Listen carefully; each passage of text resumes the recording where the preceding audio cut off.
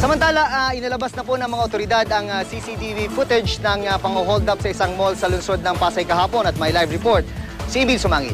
Emil? Magandang hapon, June. Sa kuha ng CCTV camera sa loob ng Metro Point Mall, natumbok sa pagsisiyasat ng Pasay Police kung paano hinold up ng mga suspect ang Tambunting Pawn Shop kahapon. Ang 4 na suspect magkakasunod na pumasok sa establishmento. Binasag nila ang showcase ng sanlaan sa pamamagitan ng liabe tubo na umano'y binili rin ng grupo sa kalapit na hardware sa loob ng Metro Point Mall. 32 million pesos, June, na halaga ng mga alakas ang lumilitaw na natangay ng mga suspect. Batay na rin ito sa idineklara ng management ng Tambunting Pawn Shop sa Pasay Police Criminal Investigation Division. Pagkatapos June isagawa ang krimen, dalawa sa mga suspect ang sumakay ng taxi.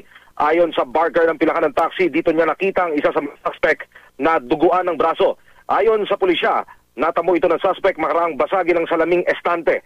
Ang dalawa pa sa mga suspect, naglakad lamang daw papalayo ng Metro Point Mall. Nanawagan ngayon dyan ang Pasay Police sa taxi driver na sinakyan ng dalawang suspect na huwag mangamba. Makipag-ugnayan daw sa kanila para makakuha ng impormasyon kung saan nagsibaba ang dalawa sa mga hold-upper na makakatulong sa paggulong ng investigasyon. Dumating na rin rito sa Pasay Police Headquarters ang Intelligence Unit ng Southern Police District para ihambing ang dala nilang larawan ng mga miyembro ng robbery hold-up group sa mga guhit at larawan na nabuo naman mula sa statement ng mga testigo. John? Maraming salamat, Emil Sumangil.